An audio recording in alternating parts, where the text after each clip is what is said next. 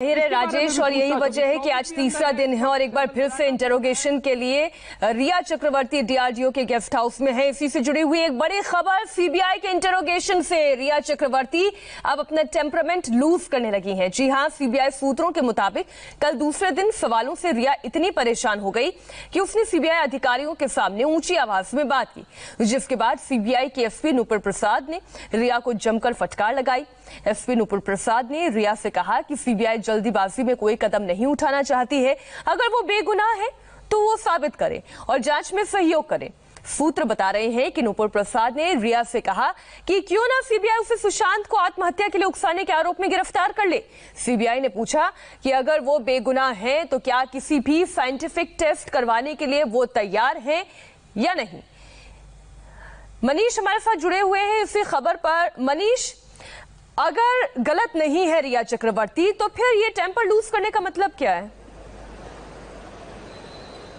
देखिए, जो सीबीआई के सोर्सेस हैं वो दो बातें लगातार फर्स्ट डे से कह रहे हैं जब इन्वेस्टिगेशन शुरू की गई कि जो बेसिक है उस पे हमें इन्वेस्टिगेट करना है और पूरे पुख्ता तौर पर करना है। और इसीलिए रिया चक्रवर्ती को 2 दिन पूरा दिया गया कि फर्स्ट डे उनसे पूरा स्टेटमेंट रिकॉर्ड किया गया, जिसमें इनिशियल से लेकर अंत तक जो वो कहना चाहती थी, यानी उनका जो पक्ष था, उसके बारे में पूछा गया। सेकेंड डे, क्योंकि इस समय सीबीआई के पास सर्कमस्टांशियल एविडेंसेस बहुत सारे हैं, साथ में कॉरोबोरेटिव स्टेटमेंट हैं जिसमें सिद्धार्थ पिठानी, साथ में सैमुअल मिरांडा, नीरज और केशव का है। तो उसको कॉरोबोरेट करते हुए जब लगातार सीबीआई ने, जैसा हमने बताया था, कि क्रॉस क्वेश्चन करना शुरू किया इनिशियली, तो उन्होंने, रिया चक्रवर्ती ने बहुत ज्यादा गुस्से में और एनॉय होकर उसका जवाब देना शुरू किया। तो ऐसे में उस दौरान भी लगातार इस बात को कहा गया, उनको काम डाउन किया गया और कहा कि दरअसल स्टेटमेंट रिकॉर्ड करने के साथ साथ हमें क्रॉस क्वेश्चन भी करना होगा, क्योंकि आप भी यही चाहती हैं कि जो रियल जस्टिस है वो सुशांत को मिल सके। और इसीलिए नुपुर प्रसाद ने इस बात को बिल्कुल पुख्ता तौर पर रखा और कहा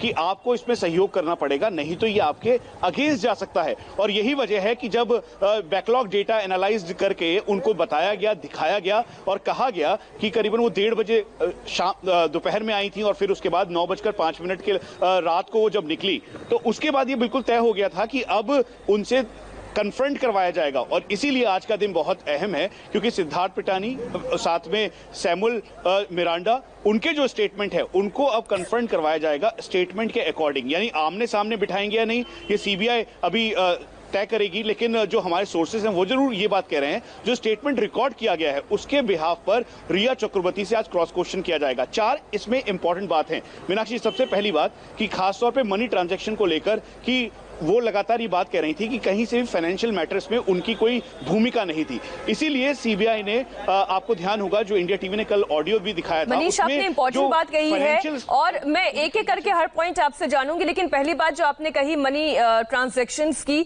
और क्या रिया चक्रवर्ती वाकई में सुशांत के डिसीजंस को बदल रही थी या उनको मोटिवेट कर रही थी बॉलीवुड छोड़ने के लिए, या कोई भी और फैसला। और राजेश, रिया चक्रवर्ती कह रही थी कि जो सुशांत को करना था वो सुशांत करते थे, लेकिन जो रीसेंट ऑडियो क्लिप है उससे तो ये समझ में आता है कि वो बाकायदा फैसले लेने पर सुशांत को मॉनिटर कर रही थी और हो सकता है मजबूर भी कर रही हो।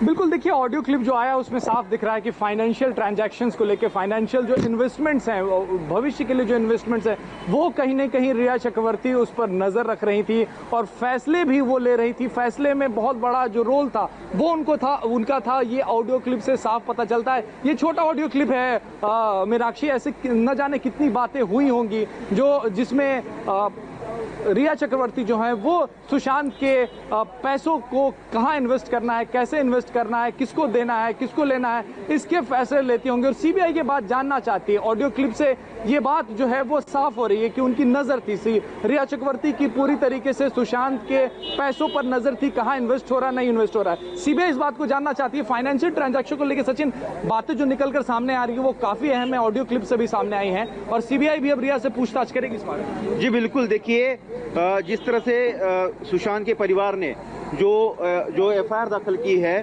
चाहे सीबीआई में हो या फिर बिहार पुलिस में जो की थी, उसमें ये कहना था कि रिया ने सुशांत के जो 15 करोड़ है उसका कहीं ना कहीं गबन किया है और उसको वो छोड़कर गई तो कहीं कहीं अबेटमेंट का जो है उसके ऊपर आरोप लगा है।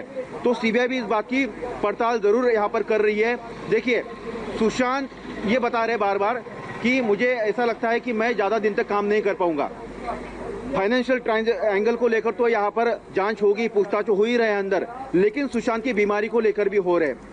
सुशांत इस कंडीशन में कैसे पहुंच गए कि सुशांत अपना फैसला नहीं ले रहा है, क्योंकि सुशांत एक सचिन, राजेश, मैं आपको रोकना चाहूंगी क्योंकि इसी फाइनेंशियल ट्रांजैक्शन से जुड़ी हुई एक बड़ी खबर इंडिया टीवी के पास है। सुशांत के बैंक खातों की फॉरेंसिक ऑडिट रिपोर्ट में एक बड़ा खुलासा हुआ है। सुशांत के बैंक खातों के 5 साल के ऑडिट रिपोर्ट में कहा गया है कि सुशांत के बैंक खातों में पिछले 5 सालों में 70 करोड़ रुपयों का टर्नओवर हुआ, यानी सुशांत के बैंक खातों में करीब 70 करोड़ रुपए आए और उनमें से खर्च हुए। इस ऑडिट रिपोर्ट से साफ पता चलता है कि सुशांत अपनी जिंदगी पूरे ऐशो आराम के साथ जीते थे। खुद के साथ साथ वो अपने दोस्तों, उनके परिवार, अपने परिवार और स्टाफ पर भी खूब खर्च करते थे। सुशांत ने कमाए 70 करोड़ में से मुंबई में एक फ्लैट, कुछ महंगी गाड़ियां, बाइक पर खर्च किया। वहीं उन्होंने अलग अलग बैंकों में 5-7 करोड़ की एफडी और करोड़ों की रकम म्यूचुअल फंड्स में निवेश की। सचिन, इससे जुड़ी हुई बड़ी खबर बताएं। जितना भी फाइनेंशियल उनके पास प्रॉपर्टी थी, एफडी भी था, शौक बहुत बड़े बड़े थे। बिल्कुल, मैं सचिन से पूछना हूँ, फाइनेंशियल जो पैसे थे अपने सुशांत सिंह राजपूत के पास, वो काफ़ी था, शौक भी बड़े थे। जो ऑडिट रिपोर्ट आई है, 70 करोड़ का ट्रांजैक्शन जो है वो दिखाया गया है पिछले 5 सालों में। लेकिन रिया चक्रवर्ती जब से उनके जीवन में आई हैं, परिवार का आरोप है कि 15 करोड़ से ज़्यादा रुपए जो हैं वो गायब हुए हैं उनके अकाउंट से।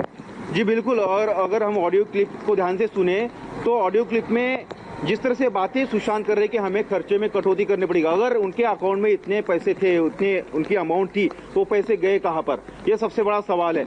और जिस तरह से रिया ये फैसले वहाँ पर कर रही है, एक तरह से हम देख रहे कि उस पूरे मीटिंग में जो है रिया कहीं ना कहीं डोमिनेंट जरूर नजर आ रही है, क्योंकि सुशांत को लेकर, सुशांत की ऐसे इन्वेस्टमेंट करनी चाहिए, एफडी में डालनी चाहिए, सुशांत को लेकर कोई उसको ऊपर साइन, सुशांत के साइन के बिना वो कोई पैसे ना निकाल सके, तो उसका रिटर्न ऐसा मिले, इस तरह की बातें वहाँ पर हो रही है। तो इससे हम बिल्कुल अंदाजा लगा सकते हैं कि सुशांत के जीवन पर, सुशांत के आर्थिक मामलों के फैसलों पर रिया का कितना प्रभाव था। और ये बात, और परिवार यही आरोप लगा रहा है मीनाक्षी कि आर्थिक मामलों पर, सुशांत के पैसों पर रिया जो है वो कहाँ इन्वेस्ट करना है, कैसे इन्वेस्ट करना है, कहाँ खर्च करना है, कौन से टैलेंट मैनेजमेंट कंपनी को देना है, कौन सी कंपनी खोलनी है, ये परिवार का आरोप है कि सारे फैसले रिया ले रही थी। रिया ने सुशांत के दिमाग पे कब्जा कर लिया था, परिवार से दूर कर दिया था, और परिवार से दूर करने के पीछे वजह यही थी कि रिया जो है वो पैसों का गबन कर सकते हैं। परिवार का आरोप है। बिल्कुल, ये परिवार का आरोप है और सीबीआई इसलिए लगातार पूछताछ कर रही है और इसलिए रिया आपा भी खोल रही है, टेम्पर भी लूज कर रही है।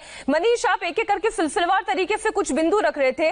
अगला मुद्दा जो रिया के लिए मुश्किल खड़ी कर सकता है वो क्या है, फाइनेंशियल ट्रांजैक्शन के अलावा दूसरा पॉइंट? देखिए, दूसरा सबसे इंपॉर्टेंट पॉइंट है जो कंपनीज फ्लोट की, उस कंपनीज में अनियमितताएं थी। यानी सितंबर 2019 को जब कंपनी फ्लोट की तो उसके बाद